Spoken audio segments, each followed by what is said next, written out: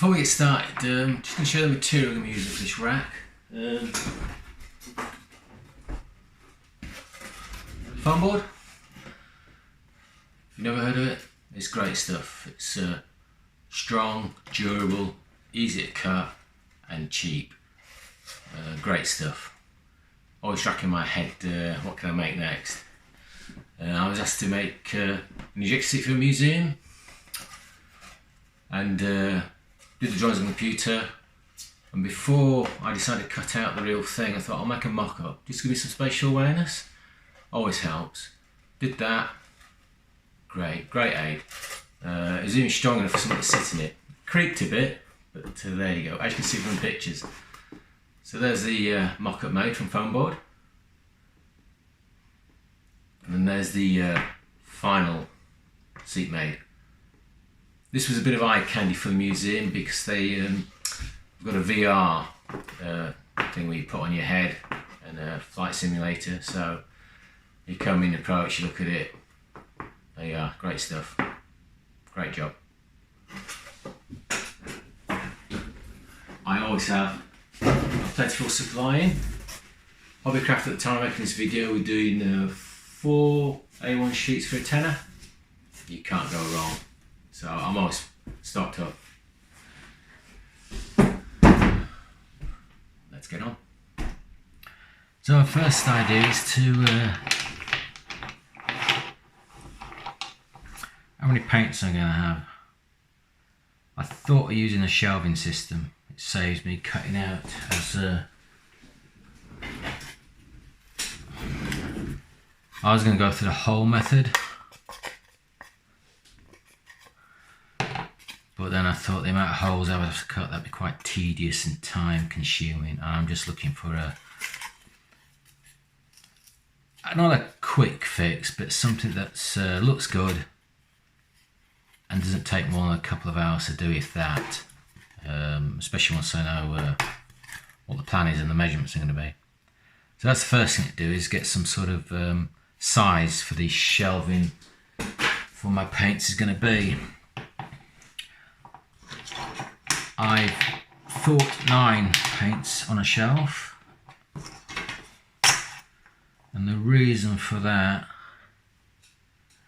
was because of the ruler. I was messing around thinking, 30 centimetres, we how many we get on 30 centimetres, and I thought 9, there we are, edge to edge. So that will give me my length of one of the shelving. Remembering that give them a little bit of a breather in between. We don't want too tight, but we don't want too loose. So that will give my length. Next thing is the width. I thought maybe 1.5 inches. As it's foam board, I won't know till I cut it out, and because it's cheap, well, we'll see. So what I'll do is I'll cut out one piece 1 inch by the size of that ruler, which is probably 32.5 centimetres, and then next thing we'll create a little shelf, a little kickboard, so to speak, so just to hold them in position. So what I'll do is I'll get on with that, cut that out and see what it looks like.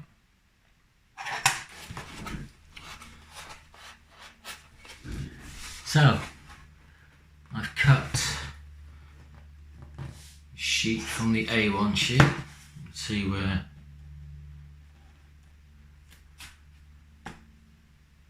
I've got the length from. Now the next thing is to cut the actual width, which I said as a guess would be 1.5 inches. Sorry for the centimetres and the the Imperial and the metric system I'm using here. It's just easy rather than going, you know, 3 point something centimeters. So I've said 1.5.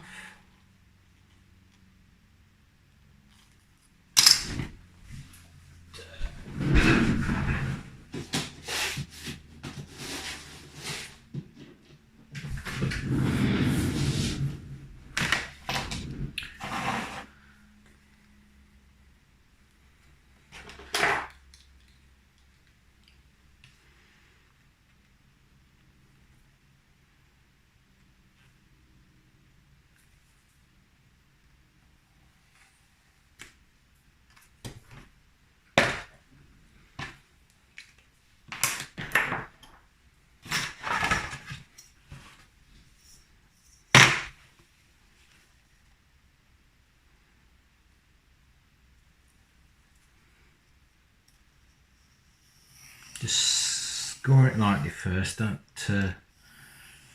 go straight in and dig the hell out of it. Otherwise you'll end up with a beveled edge, which is alright if that's what you want, but we don't want that. We want a 90-degree cut if we can, or as near as damn it.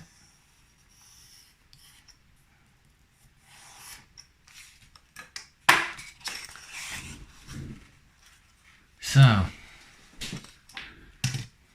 first shelf. As I said, I'm making it as we go along, so we've got that. That should hold.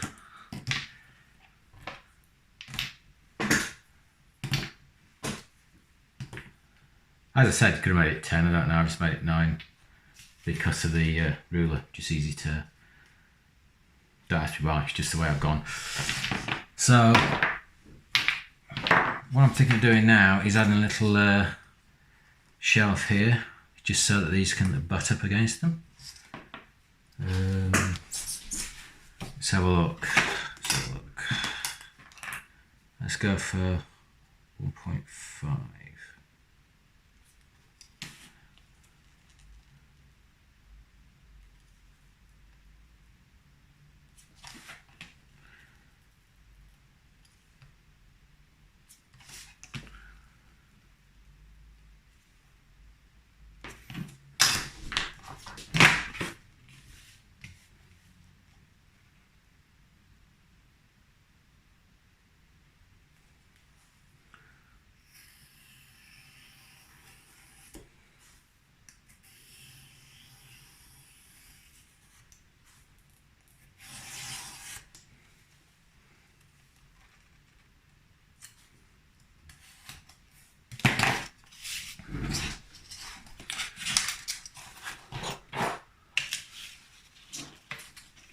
So that's the idea.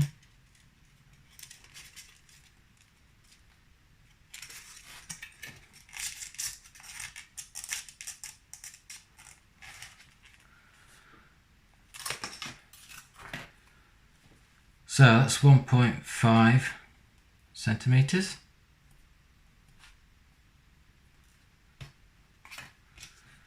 And that's 1.5 inches.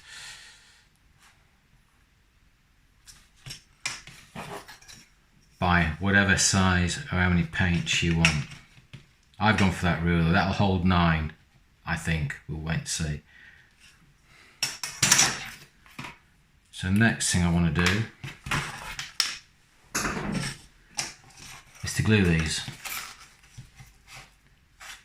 Now there's a couple of glues.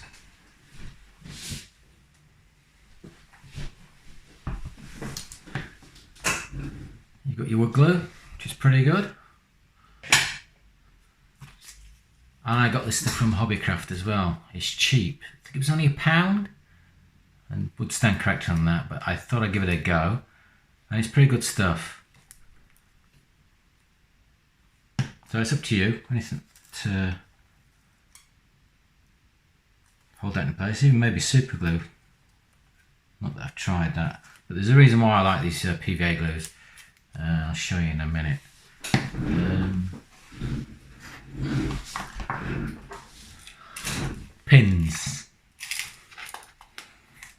become clear why we need pins. So let's hide that. Let's stick this down.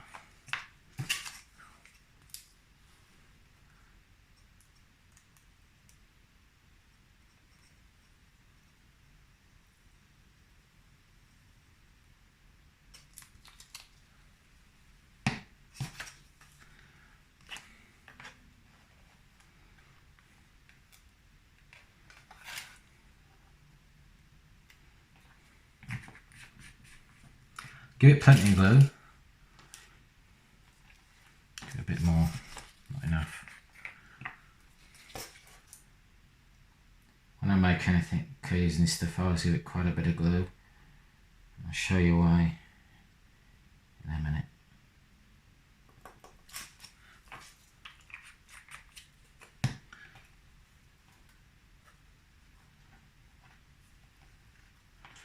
Now, to hold this in place, I'm just going to pin it.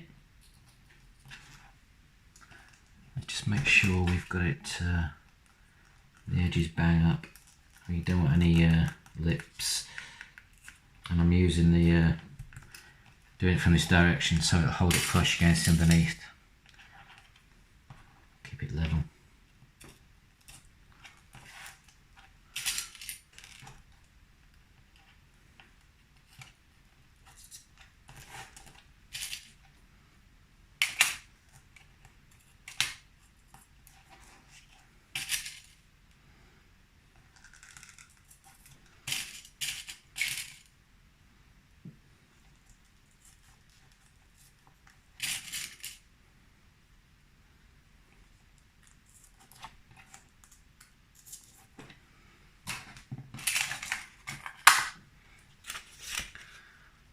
Just rub the excess glue there, and then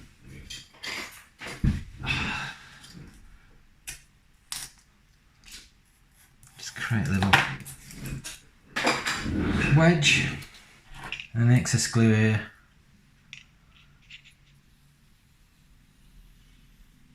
Just gives it a bit more strength. There we are. You don't go overboard, but just enough for it to bleed through and give you a nice finish. A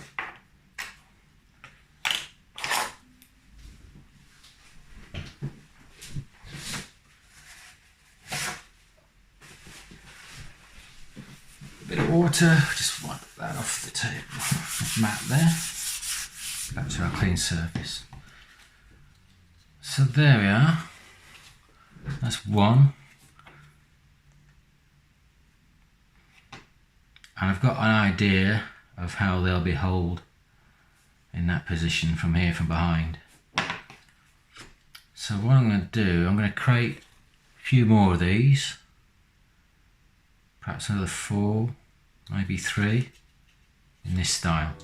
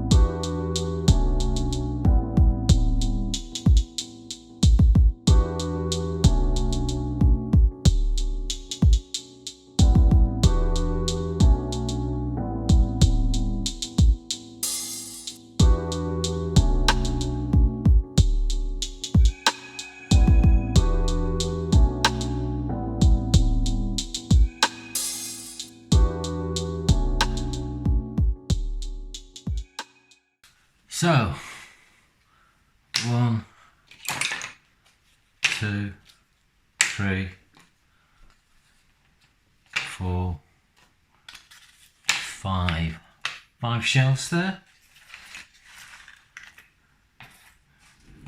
What we'll do is let them to dry, let them set, and then we'll come back and try and solve how we're going to attach or make the sides.